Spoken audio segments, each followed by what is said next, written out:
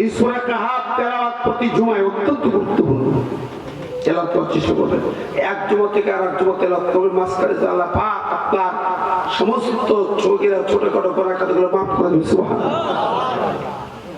কাহাফ মানে হলো গুহা। কাহাফ মানে তাফসীর শুনো সূরাটা একটু জেনে বুঝে যাও। কাহাফ মানে গুহা। গুহা কি? আমাদের দেশে এদিকে পাহাড় নেই, বুঝবো না। আরো কষ্ট গেলে বোঝা যাবে পাহাড়ের ভিতরে নিচে উপরে অনেক অনেক জায়গায় গুহা থাকে, গর্ত থাকে। এই গর্তগুলোকে গুহা বলে বাংলা। আরবিতে কোরআনের দুটো ভাষা আছে, একটা কাহাফ আর একটা গা। ইযহুমা ফিল গা, গার সুর গার হীরা বলে না, এই গার মানে গুহা, পর্বত গুহা। তো গার হচ্ছে ছোট গুহা আর কাহাফ হচ্ছে বড় গুহা। গারে হীরা নবীজি কোরআন নেওয়ার সময় গারে হীরা ছিল। হাজিরা উমরা করতে যায়, এই গারে হীরা দেখে আসে। ওঠে না লোকজন, মাজায় ব্যথা, পায়ে ব্যথা, ঠ্যাঙে ব্যথা, মানে ভালো থাকতে তো যায় কম। যাই হোক, আমি উঠছি ছোট্ট গুহার ভিতরে ভিতরে গেছি, সিজদা দিয়েছি আল্লাহকে। প্রিয় বন্ধুরা, তার কাহাফ মানে বড় গুহা, যেখানে অন্তত 10 জন লোক ধরে। এই কাহাফের কাহিনী দেখেন, পাহাড়ের গুহা থেকে কত বড় বিপ্লব হয়। আল্লাহু আকবার। এখানে আল্লাহ পাক কাহাফবাসীদের কথা বলেছেন। আসহাবে কাহাফ কারা? 7 স্লিপার। ইতিহাসের পাতায় 7 যুবকের একটা গল্প পাওয়া যায়। 7টা ঘুমন্ত যুবকের কাহিনী, 7 স্লিপার। 7টা ঘুমন্ত যুবক, তারা কারা ছিল? কাহিনীটা কি? আমার ভাইরে, আজকের কথা নয়, 250 খ্রিস্টাব্দের 250 খ্রিস্টাব্দের কথা। সেই জামানায় তখন ঈসা আলাইহিস সালামের ধর্ম চলছে। ওই জামানায় যারা ঈসা নবীর অনুসরণ করতেন, তখন রোমের কাইজার, রোম সম্রাট, পৃথিবীর সবচেয়ে শক্তিশালী জাতি ছিল রোমানরা।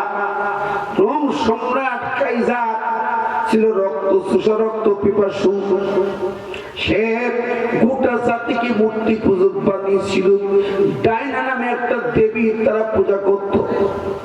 মূর্তি বানায়া, ডায়না দেবী বানায়া তার কাছে যেত, পূজা করত তাকে। আমার ভাই বন্ধুরা, সেই সরকার, কাইজার সরকার ছিল মূর্তি পূজক। কি ছিল? মূর্তি পূজক। আমাদের দেশে তো এরকম ছিল নাকি? ছিল?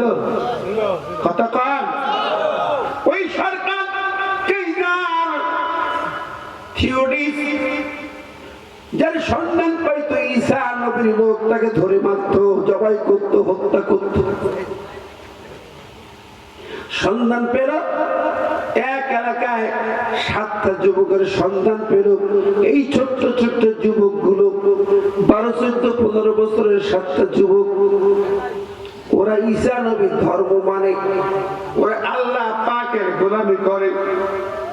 আল্লাহ বলেন, নাহনু নাকুসু আলাইকা নাবাহুম বিল হক ইন্নাহুম ফিতয়াতুন আমানু বিরাব্বিহিম ওয়া জিদনাহুম হুদা। এমন কিছু কিশোর, ফিতিয়াতুন মানে কিশোর বালক, কিশোর। সাবুন মানে যুবক, যারা 20-22 বছরের যুবক। আর নিচে 10 থেকে 15 এগুলো ফিতিয়াতুন বলা হয়, ছোট ছোট কিশোর বালক। এই 7টা ছেলে তারা এক হয়ে ঈসা নবীর উপর ঈমান এনেছে, কালেমা পড়েছে, তাওহীদের পরে তারা অটল অবিচল। ওদেরকে কাইজার বাদশার সংবাদ পেয়ে তাদের ধরে আনলো রাজপ্রাসাদে। রাজা তাদের সামনে হাজির করেছে। রাজা তাদেরকে বলল, হে কিশোর বালকেরা, তোমাদের তো বয়স কম, ছোট ছোট কিশোর বালক, কিশোর বালক তোমরা। মাশাআল্লাহ, আলহামদুলিল্লাহ, আমাদের কিছু ভাই দান করেছেন অধ্যক্ষ মোহাম্মদ ইব্রাহিম খলিল 2000 টাকা। আল্লাহু আকবার, নারায়ে তাকবীর। মতিউর রহমান ডালিম 1000 টাকা। লিল্লাহি তাকবীর।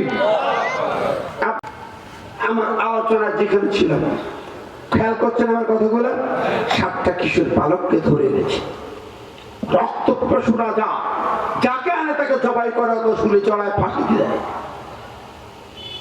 7টা যুবককে ডাকছে, দেখে বলে যুবক ও হে কিসের বালক, তোমরা এখনো তো বালেগ হও না হিসাবে ছোট ছোট বাচ্চা, তোমরা কি জন্য তোমরা ওই দিকে গেছো? তোমরা কি জানো না এই রাষ্ট্রে এই রাজ্যে যীশু খ্রিস্টের পক্ষে যাওয়া যাবে না? আমাদের রাষ্ট্রের নীতিমালা মানতে হবে, ডাইনা দেবীর পূজা করতে হবে, আমরা যা বলবো তাই শুনতে হবে, ঠিক না? ঠিক। বিগত 16 বছর কি ছিল? ছিল কি ছিল না? কথা বলেন। ওরা বলল মিল্লাত আবিকুম ইব্রাহিম,